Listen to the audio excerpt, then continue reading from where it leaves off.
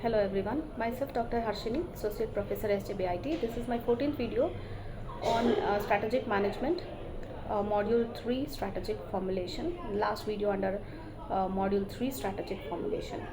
Well, in previous videos, I had covered business strategies, corporate strategies, and in this video, I'll be covering Ansoff's matrix, stability strategies, retrenchment strategies, and international business level strategies. I think international business level strategy been already covered in previous slide.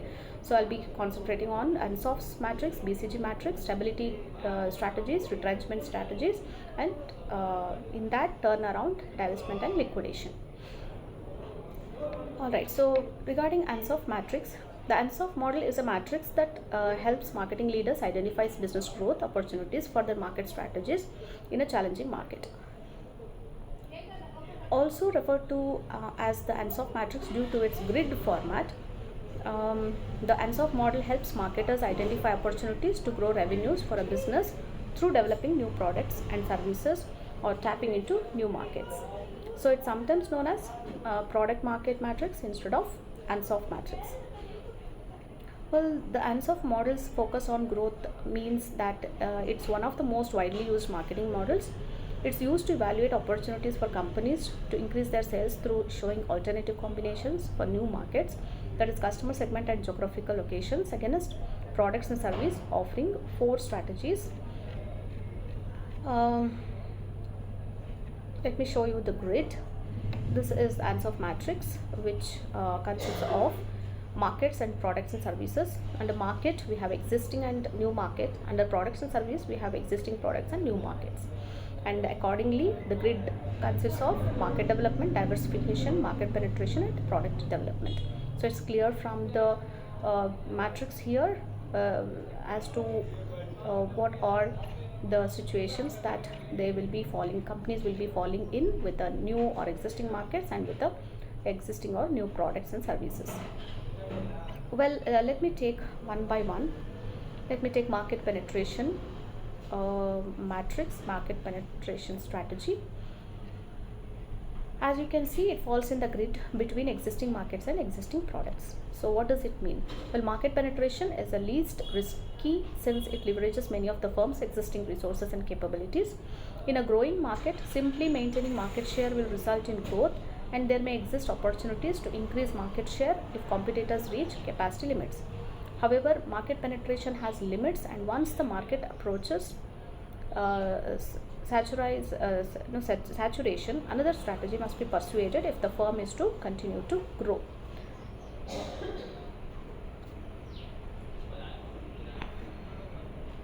Okay, so market penetration, let me add to it. Well, Ansoff model is a matrix that helps marketing leaders identify business growth opportunities for the marketing strategies in a challenging market, as already told you. So also referred to as matrix, Ansoff matrix, due to grid format. And Ansoff model focus on growth means that is one of the most widely used marketing model. It's used to evaluate opportunities for companies to increase their sales through showing alternative combinations for new markets. Now, how to use Ansoff matrix? Well, strategic questions that can be answered using matrix include market penetration, market development, product and development, and diversification. So regarding market penetration, how to sell more of your existing products and service to your existing customers is what means market penetration. Then next one, market development, is how to enter new markets. Product and development means how to develop existing products and services. Diversification means how to move into new products, new markets with new products and service, increase your sales with your existing customer base as well as acquisition. So here market penetration, change the opening hours of the store, reducing order processing times, showcasing entire product profile, etc. is what is included here. Then talking about the next one, that is market development.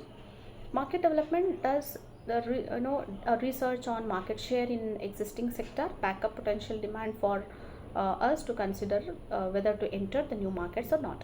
So considering search intent for services in different markets, for example using Google Key Planner or Ubersuggest can also inform this.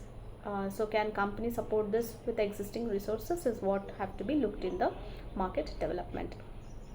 So as you can see on the slide, market development options include the pursuit of additional market segment or geographic regions. The development of new markets for the product may be a good strategy if the firm's core competencies are related more to the specific product than to its experience with a specific market segment. So because of the firm is expanding into a new market, market development strategy typically has more risk than a market penetration strategy. So then talking about the product development strategy may be appropriate if the firm's strengths are related to its specific customers rather than to the specific product itself. So in this situation, it can leverage its strength by developing new product targeted to its existing customers.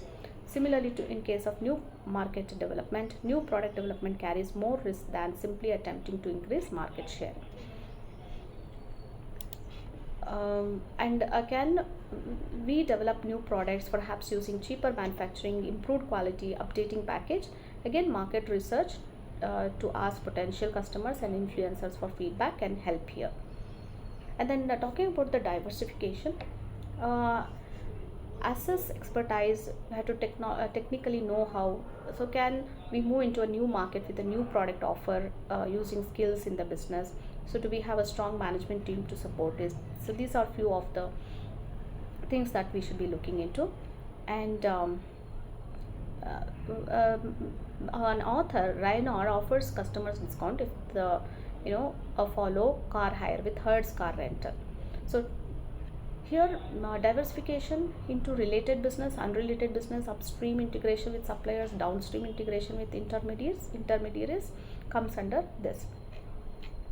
So then diversification is most risky of the four growth strategies, since it requires both product and market development and maybe outside the core competencies of the firm. In fact, this quadrant of matters has been referred to by some of it as a suicide cell. However, diversification may be a reasonable choice if the high risk is compensated by chance of high rate of return. So other advantages of diversification include the potential to gain a foothold in an attractive industry and the reduction of overall business portfolio risk. So the two main objectives of diversification are improving core process execution or enhancing a business unit's structural position. So depending on the direction of the company, different types are horizontal diversification. Here, acquiring or developing new products or offering new service that could appeal to consumers' current customer group. In this case, the company relies on sales and technological relations to the existing product line. For example, a dairy producing cheese adds a new type of cheese to its product. Vertical diversification occurs when the company goes back to previous stage of its production cycle or moves forward to subsequent stage of same cycle production of raw materials or distribution of final products. For example, if you have a company that does reconstruction of houses and offices and you start selling paints and other construction material for use in the business, this kind of diversification may also guarantee a regular supply of material with better quality and lower price. Talking about concentric diversification, enlarging the production portfolio by adding new products within the aim of fully utilizing the potential of the existing technologies and marketing system. The concentric diversification can be a lot more financially efficient as a strategy, since the business may benefit from some synergy in this diversification model. So it may enforce some investments related to modernization or upgrading the existing processes or system. So this type of diversification is often used by small producers of consumer goods. Example, bakery starts producing pastries or dough products, etc. Then heterogeneous or conglomerate diversification. So it is moving to new products or services that have no technological or commercial relation with the current products, equipments, distribution channels, but which may appeal to new groups of customers.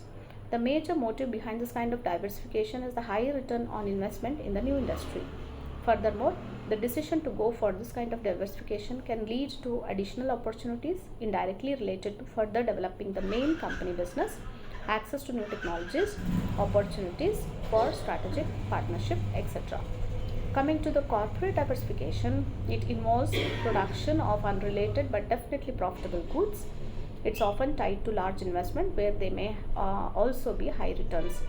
A grand strategy can be defined as a comprehensive general approach that guides a firm's major action. Grand strategy is also called as master or corporate strategy. It's based on analysis of internal and external environment. Now, stability and growth strategies. Classification of grand strategy includes stability and growth.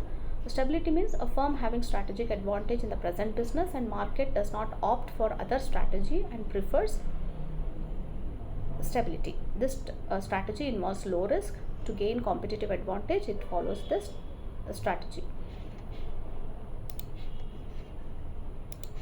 And the first and foremost objective of any business is to grow and earn profit. When they start making profit, their next goal is to stabilize their earnings. So that's what stabilizing strategy is all about.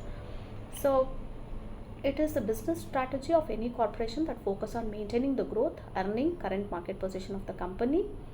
When the company follows such a stability strategy, its focus will be on the existing market and on the products. So what should be the reason? What are the reasons for adopting stability strategy? Is business and companies follow stability strategy for certain reasons, and they are: when company plans to strengthen its market position where it is operating its business, and if a country economy is going through an economic downturn or recession period, then business prefers to save its resource instead of spending it on expansion. And if business has any debt or other financial obligation, then it should follow this strategy. The product line or category in which company is operating its business reach the maturity stage, then they don't have any chance of further growth. The benefits of expansion are less than the cost of running the product. Management is satisfied with the profit and market position they have acquired. Risk probability analysis tells to pursue this strategy. So these are some of the reasons why the stability strategy should be adopted. And coming to the next one, that is growth strategy. To increase their profit, sales or market share, to reduce cost of production, and to increase in performance objectives, we require to have a growth strategy.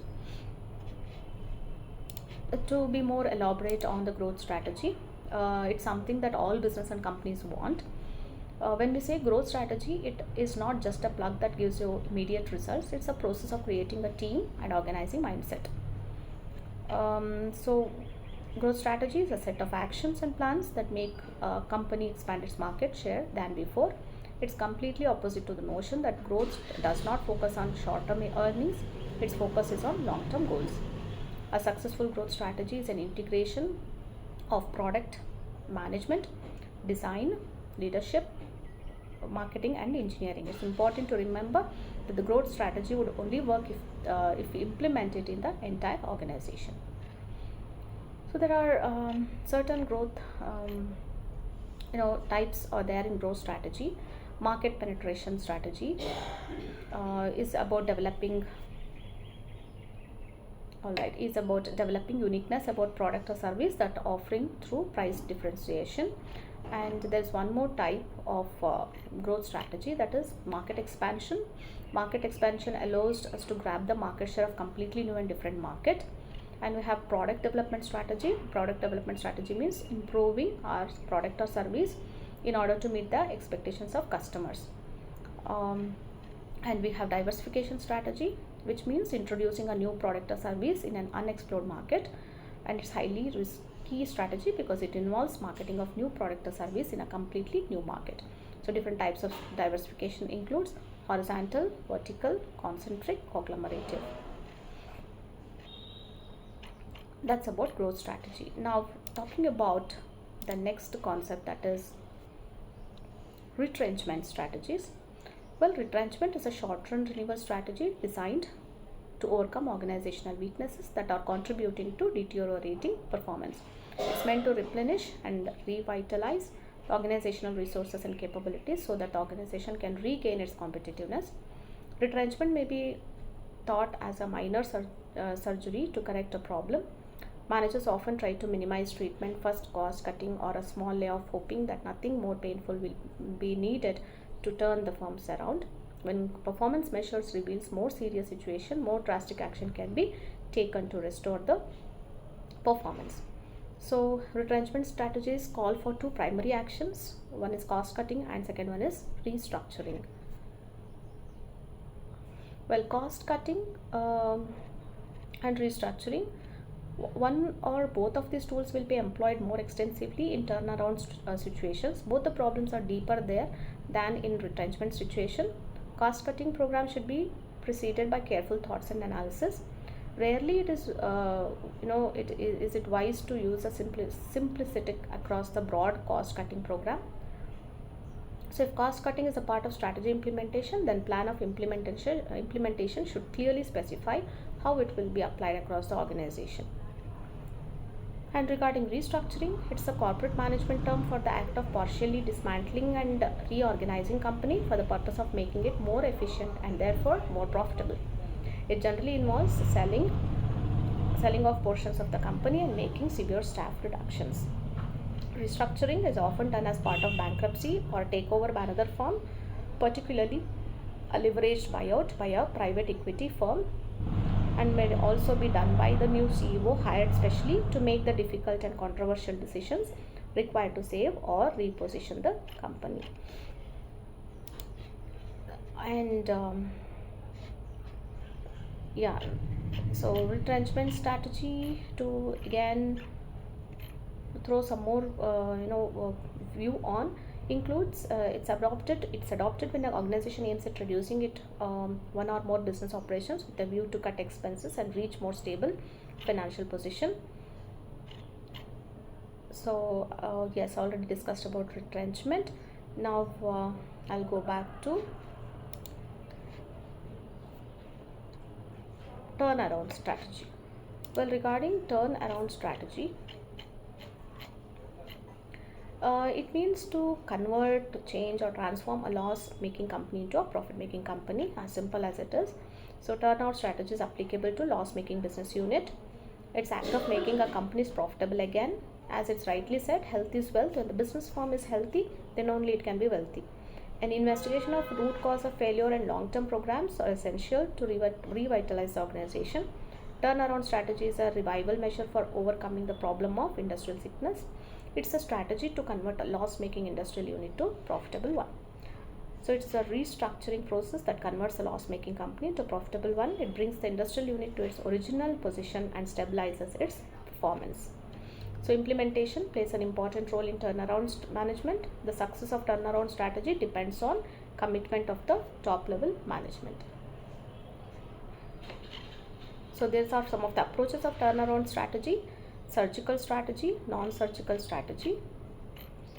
Surgical strategy, more commonly practiced in the West, which involves sweeping changes like firing of firing of staff or managers, wholesale reshuffling or portfolios, or closing down operations, etc. Non-surgical strategy includes, it adopts opposite approach, that is peaceful means, that is revamping or recovery through meetings, discussions, and consensus.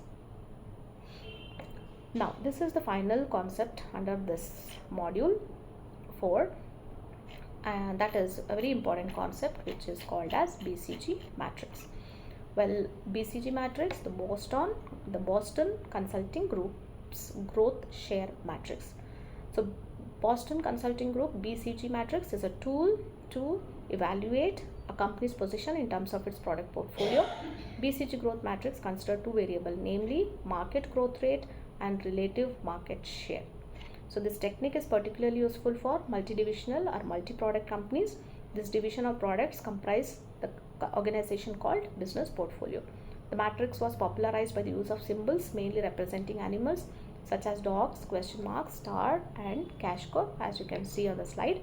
This matrix is useful to develop a business portfolio strategy when company is facing a crisis because of economic business environment and when resultant economic force are creating pressure on the business performance.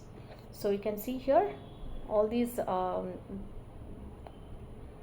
pictures are used: question mark, dog, star, and cow, which has its own meaning to it.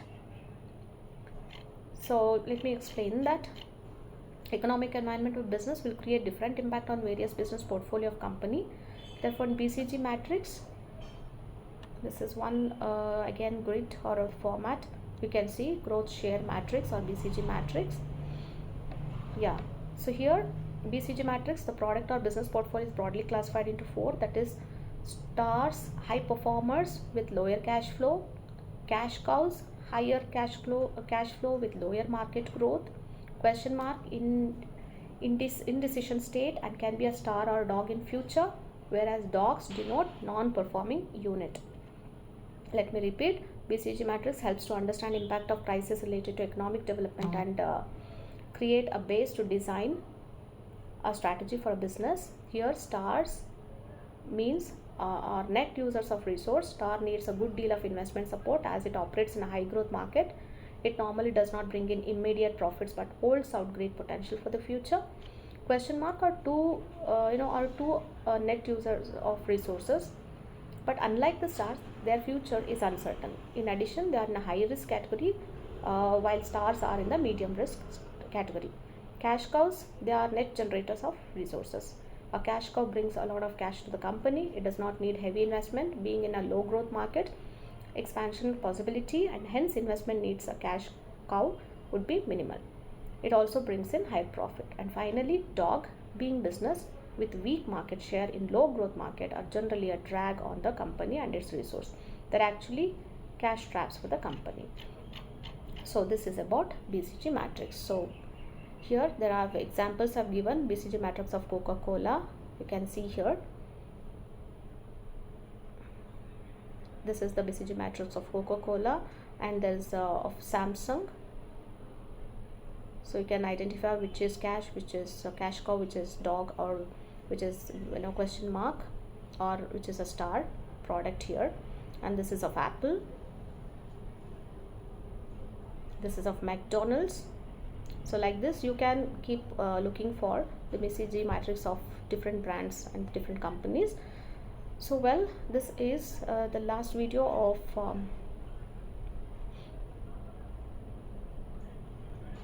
this is the last video of module 3 strategic formulation, which I covered all these contents. So this is the 14th video. In next upcoming videos I'll be taking up module 4, 5 and 6. Till then, take care.